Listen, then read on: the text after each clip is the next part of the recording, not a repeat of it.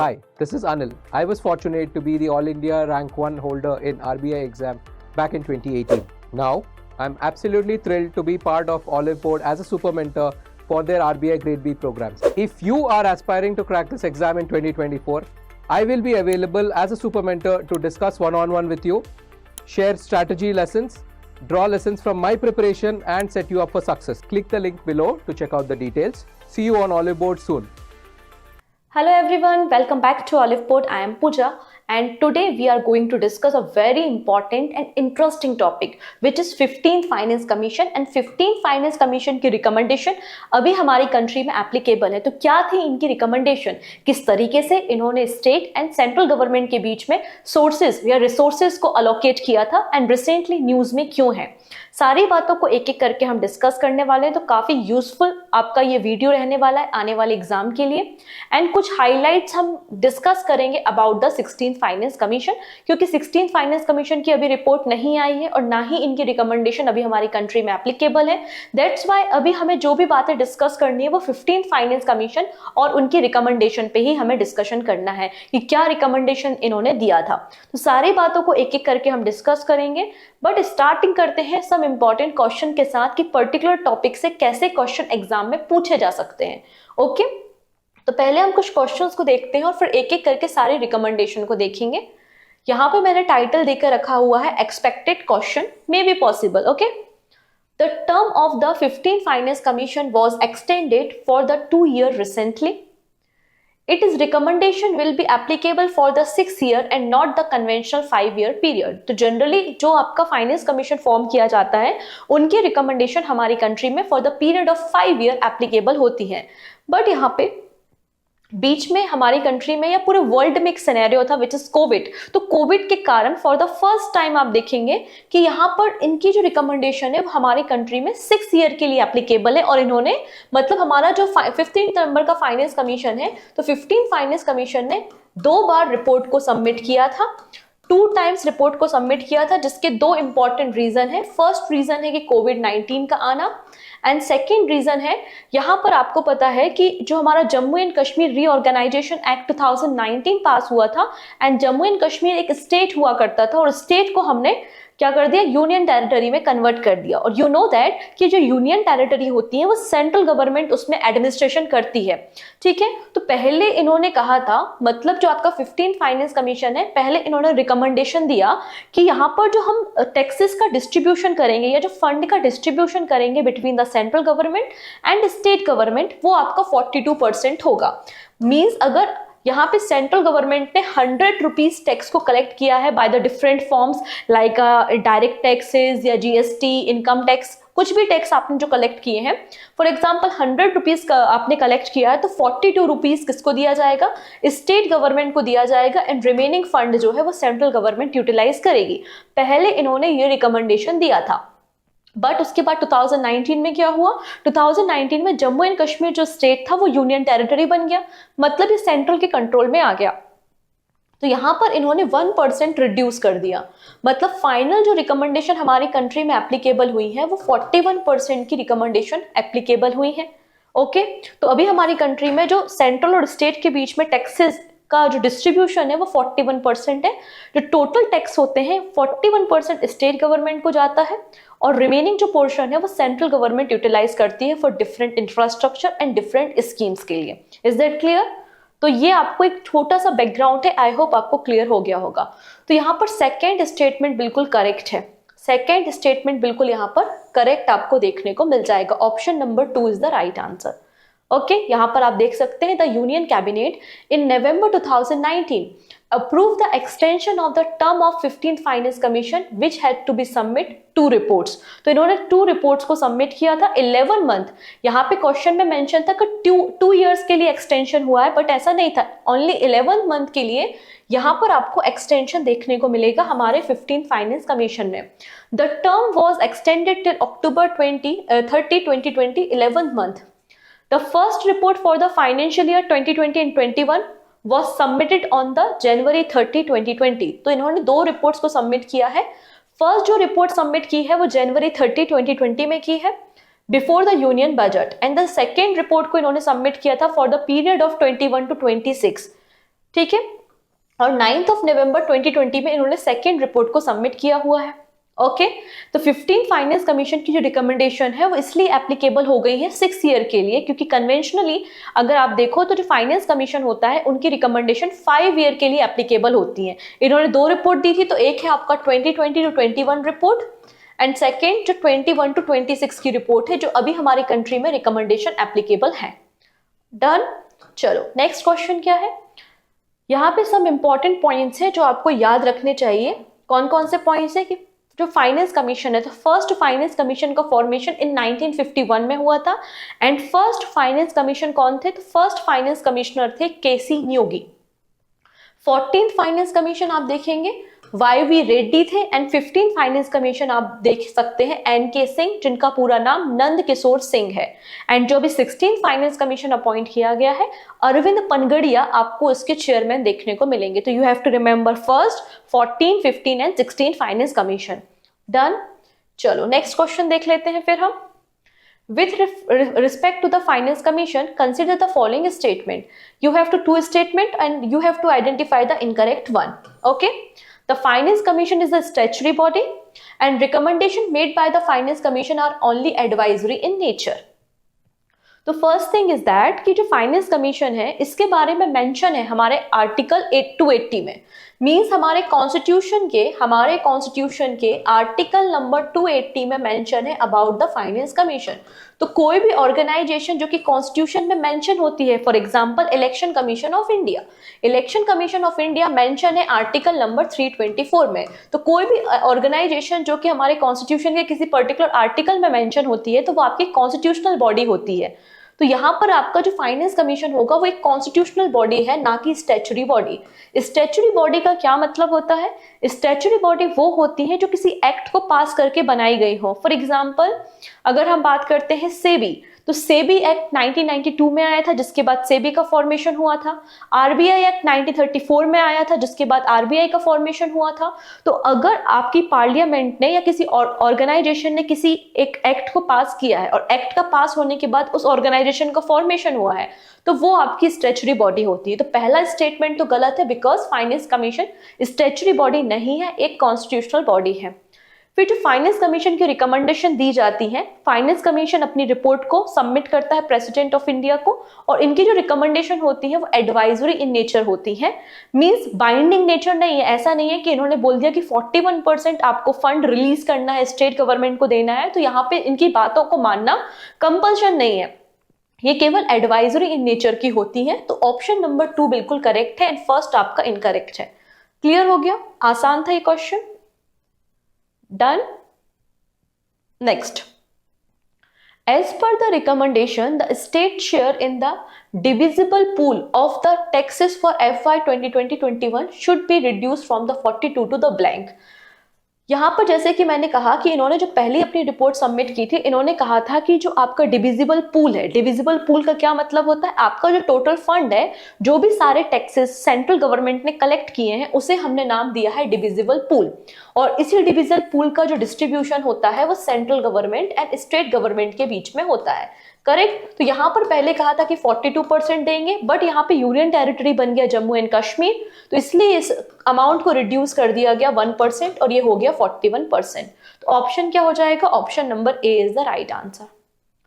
ठीक है, नेक्स्ट है, which are the base year of the population taken by the 15th Finance Commission for the tax calculation for state।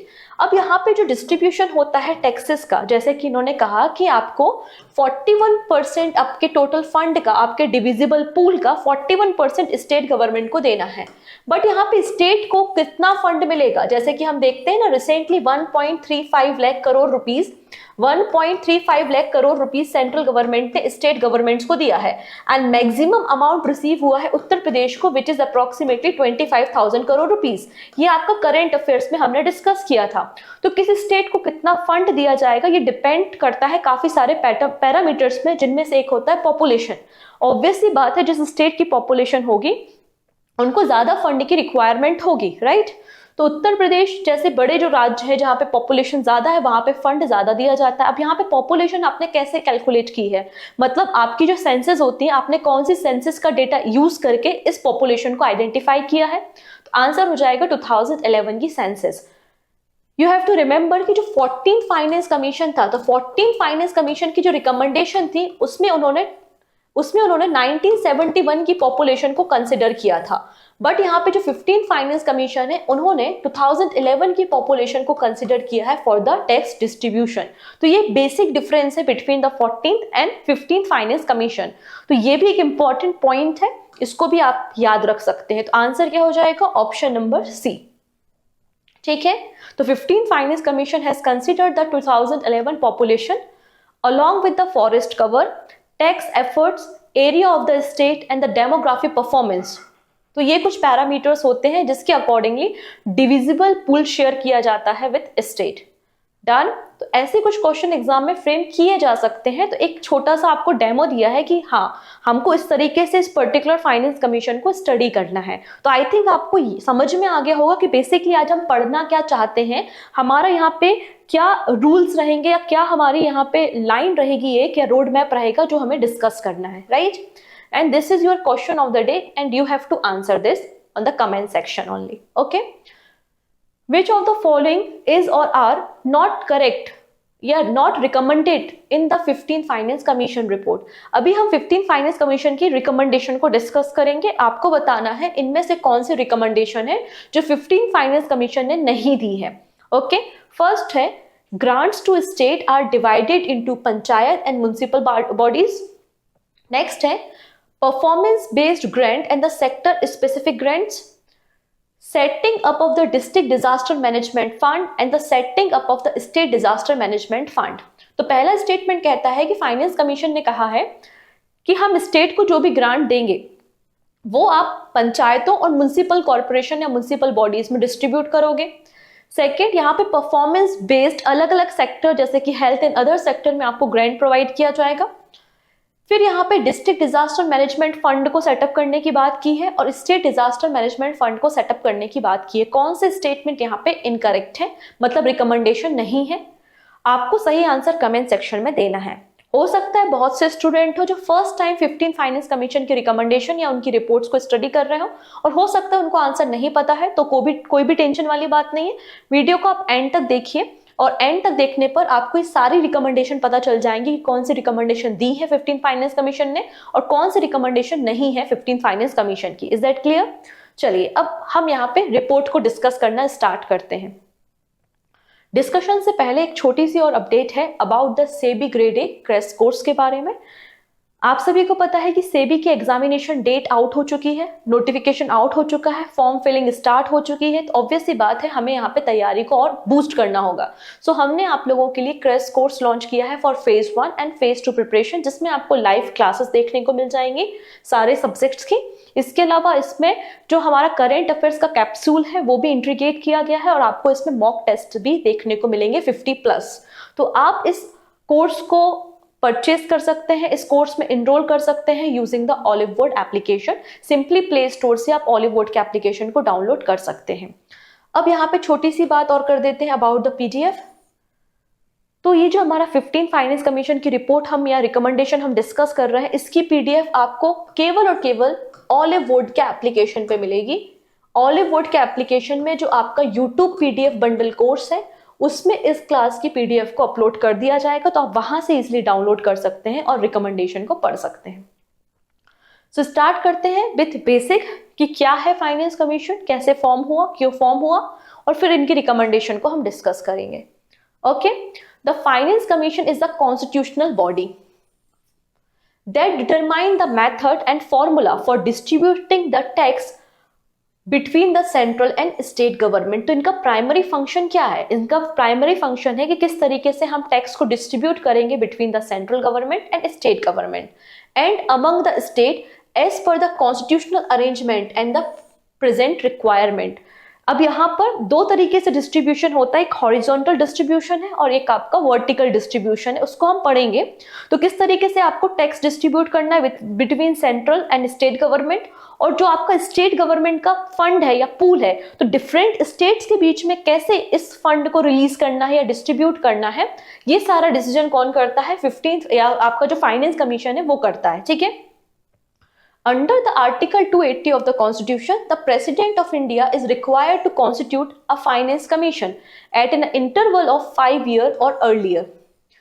ठीक है, तो 5 year के interval के साथ आपका फाइनेंस कमीशन को यहाँ पे रेडी किया जाता है by the president of India under the article 280. Okay, अब 15th फाइनेंस कमीशन का फॉर्मेशन कब हुआ था? सो 15th फाइनेंस कमीशन को कॉन्स्टिट्यूट किया गया था by the president of India in 2017. नवंबर 2017 में इसका फॉर्मेशन हुआ था under the chairmanship of N K Singh. And its recommendation will cover a period of 5 years from 2021 to 2025-6. तो यहाँ पर जो हमारा 15th फाइनेंस कमीशन है, इनकी रिकमेंडेशन अभी हमारी कंट्री में एप्लीकेबल है. 2021-22 से ये एप्लीकेबल रहेंगे कब तक? 2025-26 तक. और उसके बाद 26 से आप देखेंगे 16th फाइनेंस कमीशन की रिकमेंडेशन हमारे कंट्री में एप्लीकेबल हो जाएंगी. There are some constitutional provisions, there are some article which is related to the finance commission. तो constitutional provision related to the Finance Commission of India, there are 2 articles, Article 280 and Article 281. So Article 280 में आपको Finance Commission की बारे में information हो गई, composition क्या होता है, कितने मेंबर होते हैं या इनका टेन्योर कितना होता है, ये सारी बातें होंगी. और आर्टिकल 281 जो है वो recommendation of the finance commission पे बेस्ड है. मतलब हम जिस रिकमेंडेशन के बारे में बात कर रहे हैं वो आपको आर्टिकल 281 में मिलता है. ठीक है, तो ये दोनों आर्टिकल आपके फाइनेंस कमीशन ऑफ इंडिया से एसोसिएटेड है. डन. अब finance commission of India taxes को डिस्ट्रीब्यूट करता है. तो यहाँ पे जो भी सेंट्रल गवर्नमेंट ने टैक्स कलेक्ट किए हैं तो वो टैक्स किसको दिए जाएंगे? स्टेट गवर्नमेंट के बीच में डिस्ट्रीब्यूट किए जाएंगे. इसके अलावा सेंट्रल गवर्नमेंट कुछ स्पेसिफिक एरियाज में स्टेट गवर्नमेंट्स को ग्रांट्स भी देता है. तो यहाँ पे 2 फॉर्म में स्टेट गवर्नमेंट को फंड ट्रांसफर होता है, in the form of taxes and in the form of the grants and loan. ठीक, इतनी चीजें. चलिए, सबसे पहले हम बात करते हैं वर्टिकल डिवोल्यूशन. यहां पर जैसे कि मैंने कहा कि टैक्स जो डिस्ट्रीब्यूशन है वो 2 तरीके से है, एक हॉरिजॉन्टल है और एक वर्टिकल है. तो हम बात कर रहे हैं वर्टिकल के बारे में. Devolution of taxes of the union to the state, मतलब आपका जो सेंट्रल गवर्नमेंट है वो स्टेट गवर्नमेंट को कितना फंड देगा. सिंपल सी बात है. तो पहले ये रिकमेंडेशन था 42% का, और जो हमारा 14th नंबर का फाइनेंस कमीशन था, तो 14th नंबर के फाइनेंस कमीशन ने भी जो रिकमेंडेशन किया था वो 42% का था. बट अगर हम 15th फाइनेंस कमीशन की बात करते हैं तो 15th फाइनेंस कमीशन में जो रिकमेंडेशन है वो 41% का है. तो यहाँ पे जो टोटल टैक्स है, टोटल टैक्स का 41% स्टेट गवर्नमेंट को दिया जाएगा एंड रिमेनिंग 59% सेंट्रल गवर्नमेंट के पास होगा according to the 15th finance commission. Okay, यहाँ पे 1% को एडजस्ट कर दिया गया है बिकॉज यहाँ पे लद्दाख और जम्मू आपकी 2 यूनियन टेरिटरी बन गई हैं. ओके, ये तो हो गया आपका वर्टिकल. नाउ बात करते हैं about the horizontal devolution. Basically आपने जो 41% स्टेट को दिया है, अब स्टेट के बीच में इनको हम कैसे डिस्ट्रीब्यूट करें, मतलब सिक्किम को कितना देना है फंड, एमपी को कितना देना है, यूपी को कितना देना है, तो कुछ क्राइटेरिया तो होगा. अब यहाँ पे हॉरिजॉन्टल डिवोल्यूशन के बारे में बात हो रही है. ठीक है, अलोकेशन बिटवीन द स्टेट. अब यहाँ पे जब स्टेट को फंड दिया जाता है तो कुछ पैरामीटर्स होते हैं.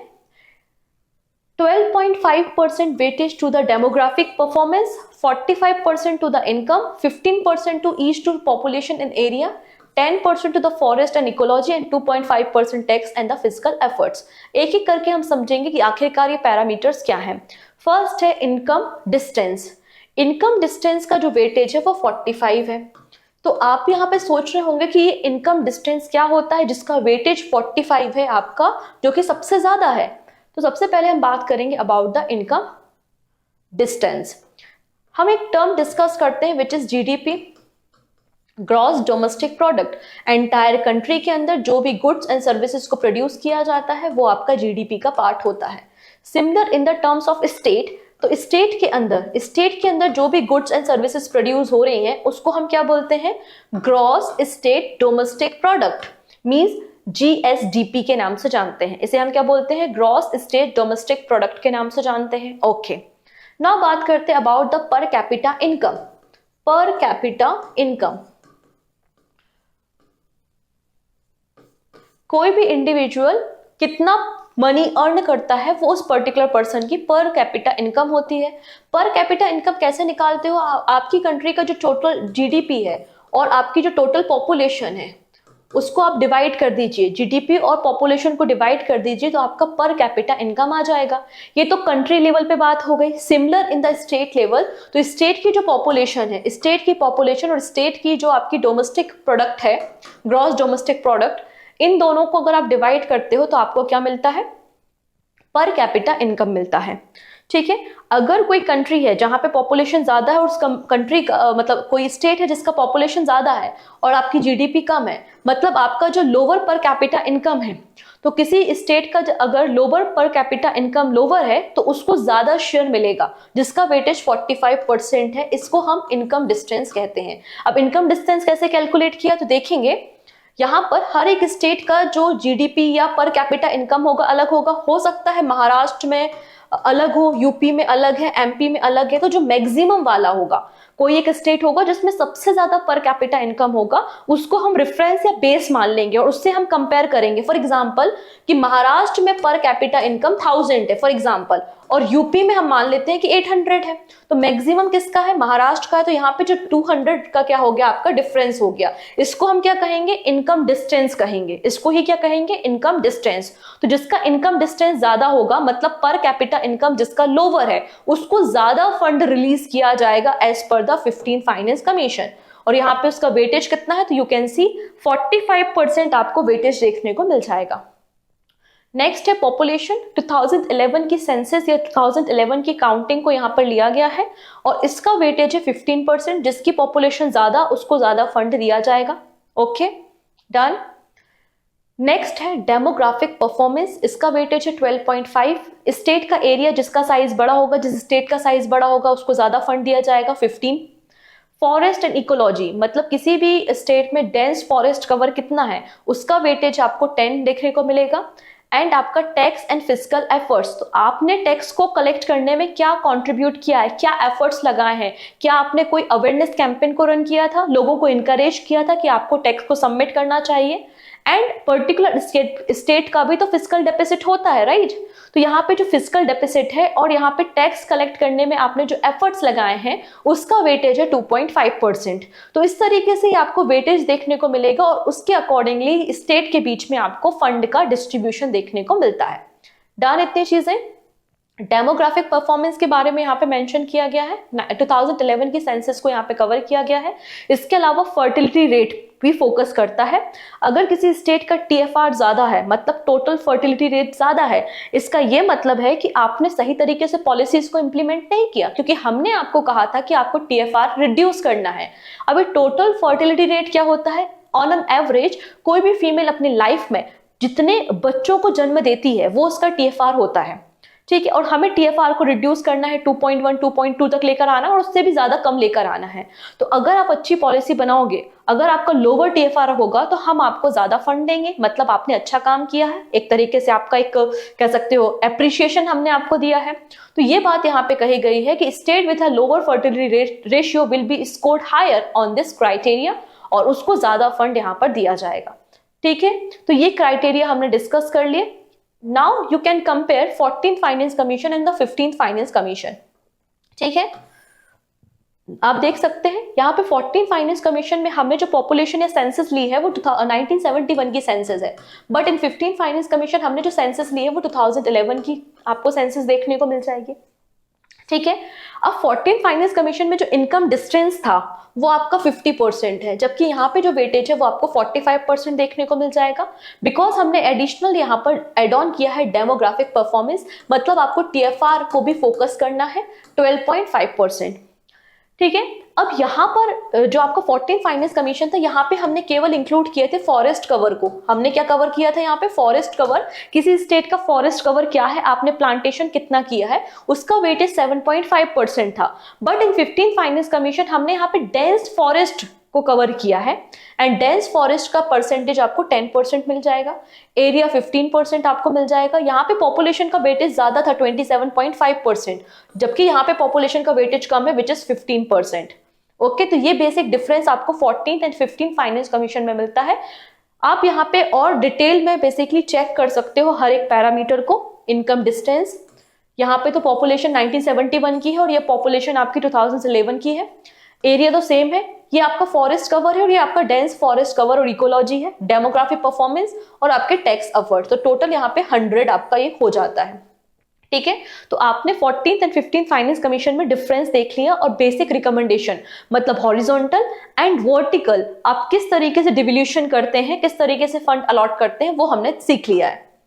कोई दिक्कत? क्लियर है इतनी चीजें? चलिए नेक्स्ट है nature of the recommendation of finance commission. तो यहाँ पे रिकमेंडेशन तो कर दी फाइनेंस कमीशन ने, बट द नेचर क्या है इसका? तो ये एडवाइजरी इन नेचर है and not binding to the government. Government के लिए बाइंडिंग नहीं है कि यहाँ पे फाइनेंस कमीशन ने कुछ कह दिया तो हमको मानना ही मानना है, ऐसा कुछ भी नहीं है। It is up to the union government whether to implement और not to implement it recommendation on granting money to the state. तो यहाँ पे रिकमेंडेशन मानना ना मानना डिपेंड करता है आपकी सेंट्रल गवर्नमेंट पे। नेक्स्ट बात करते हैं grant in aid article 275। Basically यहाँ पे सेंट्रल गवर्नमेंट का जो कंसोलिडेटेड फंड होता है, इस फंड से सेंट्रल गवर्नमेंट स्टेट गवर्नमेंट को in different area grants provide करती है। ठीक है, तो हम इसी ग्रांट्स के बारे में बात कर रहे हैं। तो सबसे पहले है रेवेन्यू डेफिसिट ग्रांट्स। तो सिंपल सी बात है, अब जैसे कि स्टेट गवर्नमेंट का या सेंट्रल गवर्नमेंट का अपना एक एक्सपेंडिचर है, अपना एक रेवेन्यू है, ऑब्वियस सी बात है अगर रेवेन्यू कम होगा, एक्सपेंडिचर ज्यादा होगा तो आपको डेफिसिट होगा। सिमिलर आपके स्टेट के केस में भी ऐसा होता है। स्टेट गवर्नमेंट की भी जब रेवेन्यू रिसिप्ट कम होती है और एक्सपेंडिचर ज्यादा होते हैं तो ऑब्वियस सी बात है यहाँ पे आपको डेफिसिट होता है। तो कई सारे ऐसे स्टेट होते हैं जिनका डेफिसिट बहुत ज्यादा होता है, जिसके कारण उनके लोन बर्डन बहुत ज्यादा होता है। तो ऐसे केसेस में सेंट्रल गवर्नमेंट उन पर्टिकुलर स्टेट को जिसमें फिस्कल डेफिसिट ज्यादा है उनको ग्रांट प्रोवाइड करती है। ठीक है, ये रिकमेंडेशन भी किसने दिया था? 15th फाइनेंस कमीशन का ही रिकमेंडेशन था। After allocating 41% of the fund, certain states face revenue deficit, and the Finance Commission suggests grant to offset these post-devolution revenue gap. And 15th finance commission ने यहाँ पे 17 states के नाम suggest किए थे जिनको ग्रांट्स की रिक्वायरमेंट है, बिकॉज यहाँ पे फिस्कल डेफिसिट है इन 21-22। और इन्होंने कहा था कि धीरे धीरे स्टेट कोशिश करेंगे कि 25-26 तक ये जो 17 स्टेट है ये रिड्यूस होकर 6 स्टेट हो जाए। मतलब बाकी सारे स्टेट ऐसे कोशिश करेंगे कि आपको अपना रेवेन्यू डेफिसिट या आपका जो फिस्कल डेफिसिट है वो आपको रिड्यूस करना है, क्योंकि हम फर्दर आपको ग्रांट्स नहीं देंगे। और ये जो 17 स्टेट है ये आपको रिड्यूस कितने करने हैं? 6 में कन्वर्ट करने हैं। ये आपका 15th फाइनेंस कमीशन का रिकमेंडेशन था। You can see the final recommendation. Revenue deficit is defined as the difference between the revenue or the current expenditure and the revenue receipt that include the tax and the non-tax, and it has recommended post-devolution revenue deficit grants amounting about the 3 trillion rupees over the 5-year period. तो यहाँ पे 5-year period में 3 trillion rupees provide किए जाएंगे as a grant. किसको? States को दिए जाएंगे। कौन देगा? सेंट्रल गवर्नमेंट देगा बाय द कंसोलिडेटेड फंड, जिससे आप फिस्कल डेफिसिट को रिड्यूस कर सके। ठीक है, इनका टारगेट क्या था कि आपका FY 2022 में ये 17 स्टेट्स हैं, इनको रिड्यूस करके 6 करना है by the FY 26। Okay, next है performance based incentive and grants to the state. अब यहाँ पे मेनली 4 फोकस एरियाज हैं और इन 4 फोकस एरियाज में अगर स्टेट काम करते हैं तो इनको एडवांस और loans and incentive and grants provide किए जाएंगे। सिंपल सी बात है। तो फर्स्ट है आपका social sector, where it has focused on the health and education, especially primary education. अगर कोई स्टेट प्राइमरी एजुकेशन और हेल्थ केयर फैसिलिटी में अगर ध्यान देता है तो उनको हम यहाँ पे extra incentive and grants provide करेंगे। सेकेंड है रूरल इकोनॉमी। अगर आप एग्रीकल्चर और रूरल रोड्स को मेंटेन करते हो तो हम आपको एडिशनल फंडिंग प्रोवाइड करेंगे। ठीक है, the rural economy play a significant role in the country and it is encompasses 2/3 of the country population and 70% of the total workforce and the 46% of the national income. Third one is the governance and administrative reform. ठीक है, और fourth क्या है आपका? Development of performance based incentive system of the for the power sector. तो power sector में जैसे कि हमने सोलर प्लांट स्कीम को लॉन्च किया, हमने कुसुम स्कीम को लॉन्च किया। ये तो हमने सेंट्रल गवर्नमेंट की बात कर रहे हैं, वैसे स्टेट गवर्नमेंट की भी कई सारी स्कीम्स होती हैं जो कि पावर सेक्टर को या पावर सेक्टर में रिफॉर्म करने के लिए होती हैं। ठीक है, तो उनके लिए भी एडिशनल यहाँ पे ग्रांट्स प्रोवाइड किए जाएंगे। तो 4 यहाँ पे मेन थीम है जिसके अंदर स्पेसिफाइड एरिया में परफॉर्मेंस बेस्ड इंसेंटिव और ग्रांट्स प्रोवाइड किए जाएंगे टू द स्टेट। नेक्स्ट आता है लोकल बॉडी। देखेंगे सबसे ऊपर तो सेंट्रल गवर्नमेंट है। सेंट्रल गवर्नमेंट ने पैसा किसको दिया? स्टेट गवर्नमेंट को। अब स्टेट गवर्नमेंट ये फंड किसको देंगे? हमारे लोकल बॉडीज को देंगे। लोकल बॉडीज के साथ सबसे बड़ी प्रॉब्लम होती है फंडिंग की, क्योंकि इनके पास ऐसा कोई मेजर सोर्स नहीं होता है फंडिंग का। इनको जो भी पैसा आता है in the form of grant आता है, वो भी स्टेट गवर्नमेंट इनको देती है। ठीक है, तो total allocation and aggregate 4,36,000 crore rupees has been recommended for the local government over the 5-year period। ये बात इन्होंने कही है। ठीक है, इसमें क्या कहा है कि जो 60% ऑफ फंड है वो आपको बेसिक जो नीड्स है, ड्रिंकिंग वाटर एंड सैनिटेशन, तो बेसिक नीड्स में आपको 60% फंड को यूटिलाइज करना है, एंड रिमेनिंग 40% का आप डिफरेंट लोकल बॉडीज को, यहाँ पे different local body other infrastructure work के लिए यूज करेंगी। Shift in the urban rural distribution, तो यहाँ पर जो अर्बन लोकल बॉडीज हैं या रूरल लोकल बॉडीज हैं उनके बीच में भी फंड को डिस्ट्रीब्यूट किया गया है। पहले ये जो डिस्ट्रीब्यूशन था वो 67.5 to 32.5 था, लेकिन इसको चेंज करके 65:35 कर दिया over the period. State level distribution criteria, the fund are allocated based on the 90% population and 10% area of the state. तो यहाँ पे 90% population and 10% of the state के एरिया के अकॉर्डिंगली यहाँ पे फंड का डिस्ट्रीब्यूशन किया जाएगा, स्टेट गवर्नमेंट करेगा लोकल बॉडी को। ठीक, नेक्स्ट सेक्टर स्पेसिफिक ग्रांट्स। तो यहाँ पे पर्टिकुलर अगर आप सेक्टर में काम करते हैं, for example health care sector, अगर आप यहाँ पे फोकस कर रहे हैं प्राइमरी हेल्थ केयर सेक्टर पे, तो हम आपको ग्रांट प्रोवाइड करेंगे। नेक्स्ट है स्कूल एजुकेशन ग्रांट। अगर आप यहाँ पे स्कूल एजुकेशन को इन्हांस करते हैं, इनरोलमेंट को इंक्रीज करते हैं, specially in the primary sector, तो आपको यहाँ पर हम एडिशनल ग्रांट देंगे। हायर एजुकेशन के लिए भी हम ग्रांट देंगे अगर आप यहाँ पे एडवांसमेंट लाते हैं क्वालिटी में और इंफ्रास्ट्रक्चर में। एंड नेक्स्ट है एग्रीकल्चर रिफॉर्म इम्प्लीमेंटेशन। ठीक है, अगर आप यहाँ पे एक्सपोर्ट को प्रमोशन करते हैं, कंट्रीब्यूट करते हैं आत्मनिर्भर भारत इनिशिएटिव में, पल्सेस और अदर प्रोडक्ट को अगर आप यहाँ पे इनका ग्रोथ करते हैं, इनको ज्यादा कल्टीवेट करते हैं, तो भी हम आपको ग्रांट देंगे। तो ये आपका कुछ सेक्टर स्पेसिफिक ग्रांट भी प्रोवाइड किए जाएंगे। नेक्स्ट है डिजास्टर मैनेजमेंट ग्रांट। अब एक नया यहाँ पे बात की गई है, आइए हम सीख लेते हैं।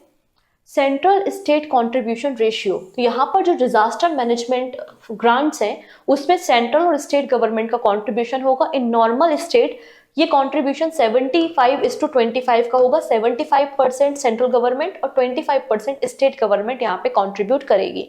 But in the case of the Himalayan state और द नॉर्थ ईस्टर्न स्टेट, तो आपको ये रेशियो 90:10 का देखने को मिल जाएगा। ठीक है, fund allocation, the total allocation to the state is divided into the state disaster response fund with 80% and the state disaster mitigation fund receiving 20%। तो यहाँ पर बेसिकली जो डिजास्टर मैनेजमेंट ग्रांट दिया जा रहा है, फॉर एग्जाम्पल 100 रुपी का ग्रांट दिया है, ठीक है, तो 100 रुपीज में से 75 किसने दे दिया? सेंट्रल गवर्नमेंट ने, और 25 किसने दे दिया? स्टेट गवर्नमेंट ने। तो टोटल आपका फंड कितना है? 100। अब इस 100 रुपीज को आपको 80 और 20 में डिवाइड करना है। 80 रुपी कहाँ जाएगा? स्टेट डिजास्टर रिस्पॉन्स फोर्स में जाएगा या फंड में जाएगा, and remaining 20% state disaster mitigation fund में आपको कॉन्ट्रीब्यूट करना है। ये बात इस रिकमेंडेशन कही गई है। नेक्स्ट है some other recommendation which is given by the 15th finance commission. Health, state should increase spending on the health to more than 8% of their budget by the 2022। तो आप अपना जो बजट अनाउंस करते हैं तो अपने बजट में एटलीस्ट आपको 8% से ज्यादा कंट्रीब्यूट करना है हेल्थ केयर सेक्टर में। ठीक है, ये बात यहाँ पे कही गई है। यहाँ पर बोला है all India medical and health services should be established. तो जैसे कि आपने ऑल इंडिया जुडिशियल सर्विस की बात की थी, वैसे यहाँ पे all India medical and health service को बनाने की बात 15th फाइनेंस कमीशन में कही गई है। अब यहाँ पे जो सेंट्रली स्पॉन्सर्ड स्कीम होती हैं उनके लिए एक थ्रेशोल्ड सेट करने की बात हमारे 15th फाइनेंस कमीशन ने कही है। ठीक है, आप एक फंड या एक बजट सेट करो कि इतने अमाउंट की स्कीम को हम लॉन्च करेंगे, ये हमारा थ्रेशोल्ड है, उसके नीचे आप यहाँ पे फंडिंग नहीं करोगे।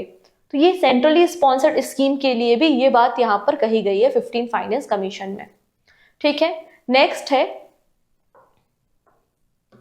Setting up a non lapsable defence modernisation fund. तो एक नया फंड यहाँ पे क्रिएट किया गया है जिसका नाम है डिफेंस मॉडर्नाइजेशन फंड। हमारे जो डिफेंस फोर्सेस हैं उनके पास जो इक्विपमेंट हैं उनको मॉडर्नाइज करना है, इसके लिए एक फंड दिया जाएगा जो कि नॉन लैप्सेबल है। नॉन लैप्सेबल का क्या मतलब है कि मगर हमने अगर कोई फंड अलॉट कर दिया और अगर आप उसको स्पेसिफिक टाइम में यूटिलाइज नहीं कर पाए तो वो लैप्स नहीं होगा, गायब नहीं होगा, आप उसको फर्दर बाद में यूटिलाइज कर सकते हो। ठीक है, ये बात यहाँ पे कही है। Taking out 1.53 lakh crore rupees from the consolidated fund of the India, इतना फंड यहाँ पर दिया जाएगा मॉडर्नाइज करने के लिए इंडिया का डिफेंस मॉडर्नाइजेशन फंड में। ओके डन, ये बात यहाँ पे कही गई है।